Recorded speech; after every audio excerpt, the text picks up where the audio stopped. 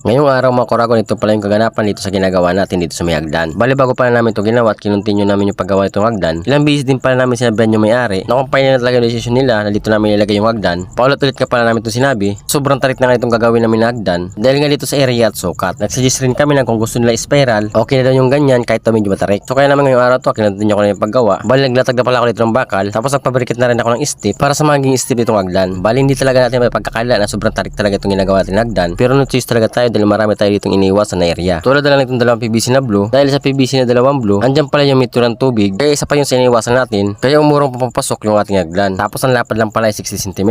Kaya napakasikip talaga itong area na to. Tapos mayroon pang kadal na iniiwasan. Kaya no choice na lang talaga kami. Kundi gawin na lang kung anong napag-divide lang sa sukat. So ganito pala yung itsura nung ipabrikat ko na yung bakal. Tapos nilatag ko na dito sa may hagdan. 37 by 22 cm, di ba ang taas? Kaya pagkatapos ko nga palang ikabit yung step na stirrup, sinunod ko na palang ginawa itong mga forma. Bali 7 piraso na lang pala yung ginawa kong forma. Kasi yung unang step ay binuhusan ko na, tapos pinorman ko na. Isinabay ko na kasi doon sa pinaka-pundasyon. So bali ito palang ginagawa kong forma. Ito pala yung mga binaklas namin dito sa ginawa namin na slab. Dahil kinalas na pala namin yung mga scaffolding at yung mga pinulik na ginamit namin dito sa pag-slab. Halos mga 12 days na siguro o 15 days na simula nung binuhusan tong slab. Kaya binaklas na namin para magamit ko nga dito sa gagawin kong hagdan. Pagkatapos ko nga gawin yung forma, sinimulan ko na pala yung pagporma nitong hagdan dahil para mabuhusan lang dahil maya-maya lang kasi bubuhusan na namin to. Shoutout pala sa mga master natin na karpintero at sa mga master na gumagawa ng mga hagdan dahil marami nag-comment doon sa post ko na hindi malano tayo nagbigay ng advice sa may-ari kung nagsuggest man lamang at bakit pala binilit natin yung paggawa nitong hagdan. Na alam naman daw natin na sobrang tarik at sobrang taas. Tinuloy pa rin daw natin yung ginawa yung hagdan. Totoo naman talaga yung sinasabi ng mga nagko-comment. Pero tulad din sinasabi ko na paulit-ulit kong sinasabi na bago rin natin gagawin yung mga isang bagay, syempre magkukonsulta tayo sa may-ari kung magsasuggest at nagbibigay din ng babala bago natin gagawin yung isang bagay. Dahil tayo kasi manggagawa ang mga nakakaalam kung ano magiging itsura ng mga ginagawa natin. Kaya dapat lang malaman ng may-ari yung mga proposal na ginagawa natin habang hindi pa natin nagagawa. Sa madaling salita, bago natin to ginawa, paulit-ulit natin sinabihan yung may-ari kung talagang okay sa kanila yung ganun na step. Kaya naman hindi natin to gagawin kung hindi dahil sa kagustuhan nila, wala tayong basbas nang galing sa kanila. Dahil sino pa naman tayo, na trabador lang tayo sinasahuran. Kung anong gusto nilang ipagawa, susundin na lang natin kahit alam naman natin na yung kalalabasan ay tulad na lang ito. Kumbaga ang point natin, hindi tayo masisisi kapag nagawa na tatapos na dahil ilang beses din tayo nagbigay ng advice, paulit-ulit na pagsasuggest. So by the way, pagkatapos pa natin pormahan, inumpisa natin yung pagbuhos itong hagdan. Pero bago lahat pala mga koragon, shout out muna kay WARD